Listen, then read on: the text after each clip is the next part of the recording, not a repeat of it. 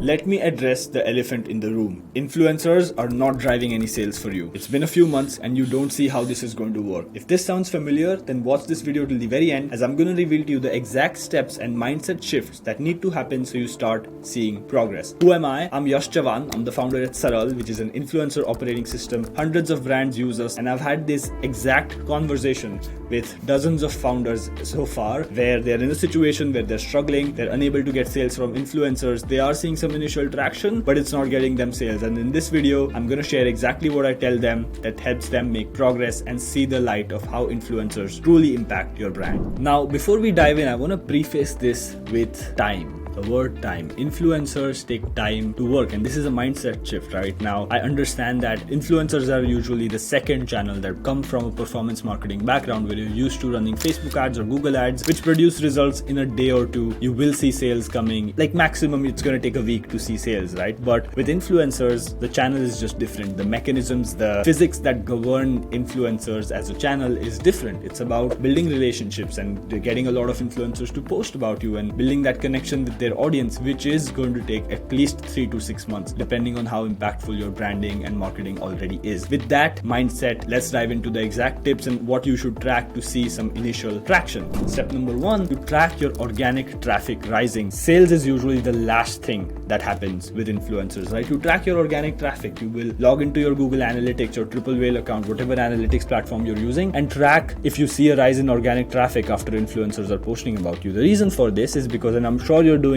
affiliate links, I'm sure you're doing everything possible to track, but the problem with influencers and with social media in general is nobody clicks. Like, when was the last time you ever saw an Instagrammer post about something and immediately went and made a purchase? Never happens. So due to this mechanism, right, your job is to get influencers to post about you and then track the organic traffic that comes to your website. The reason for that is when influencers post, it's not like just because people don't click doesn't mean they don't do anything. They would save the post, for example, and whenever the need for a product like yours arises, they will recall, they go to their save, they check it out, or maybe they just remember your brand name if it's super catchy, and they just Google you and they buy, and maybe they click on a Google ad and they buy, right? And then the ad takes all the credit for the conversion, but really the conversion was driven by the influencer, right? The demand was generated, the interest was generated by the influencer. So make sure that you track your organic traffic increase, because your name being out there means people search for it. If influencers are not posting about you at all, that's a different topic altogether. I can make another video on that. But if influencers are posting and you're not seeing sales, just track the organic traffic rising on your website, and you will see that it'll go up month to month. Influencers keep posting about you, more organic traffic,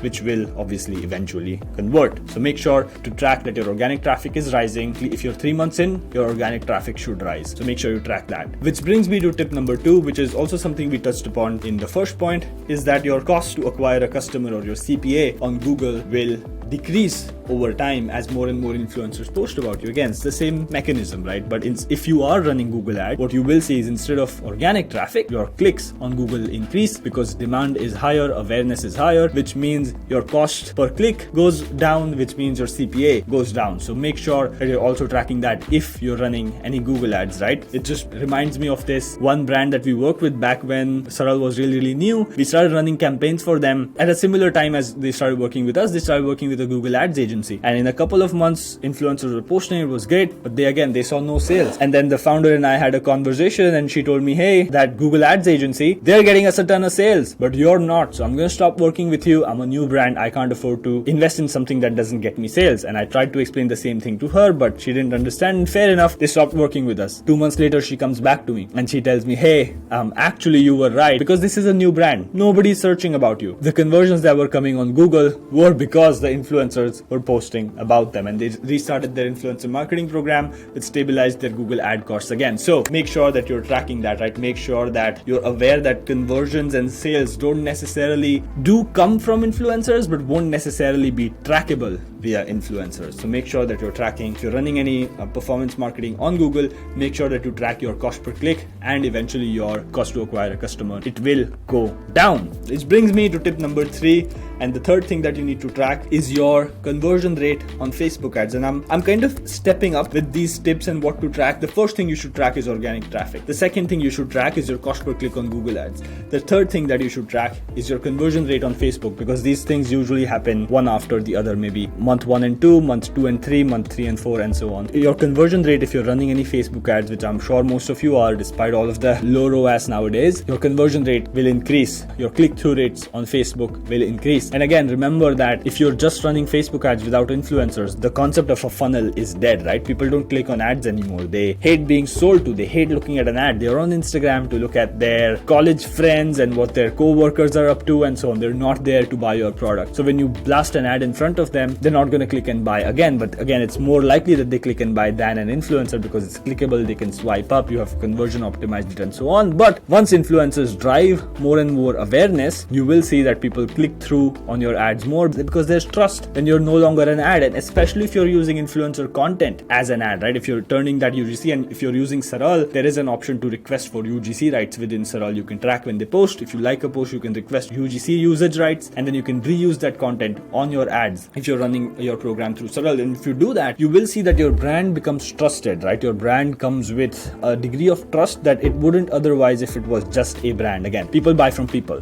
not from brands. So make sure that you track your conversion rates and your click-through rates on your Facebook ads. Those will for sure, your click-through rates and conversion rates will definitely increase. Which brings me to the fourth tip, which is your branded search volume. If you're using any social listening tools, if you're using any sort of awareness tracking or SEO tracking tools, you will see that your brand awareness increases. Because truth be told, as much as we would like to drive direct conversion sales from influencers are a top of funnel channel, right? They're going to drive top of funnel awareness for you. And one of the best ways to track awareness is your branded search volume. So you partner with the right amount of influencers and they post about you. It means a lot of awareness for your brand. I like to think of it as like buying every billboard in your city, right? Even if you're just in that city, it makes you look larger than life, right? It creates this halo effect, which is what happens when 10 influencers post about you every week on Instagram, right? So make sure to track your brand awareness and through your branded search volume. And finally, my friends, I know that initially I prefaced with influencers are not going to drive direct sales, but you are going to see sales. So you are going to, if influencers are posting, they are adding their link, there is going to be 20 to 30% of people who look at that content, they click on their links and buy. With great influencers communities, there is this sense of giving back to the influencer as somebody who follows them to actually go click on their link or use their discount code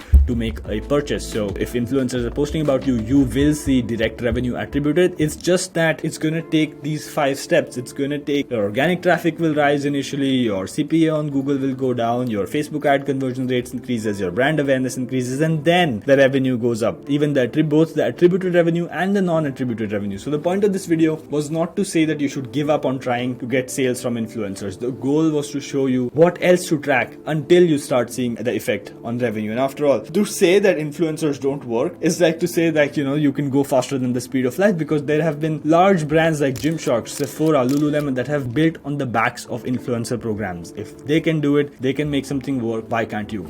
So, to conclude, if you don't see direct sales from your campaign, it does not mean that the partnerships are not working. Try focusing on early signs of progress. Are your Facebook and Google CPAs lower?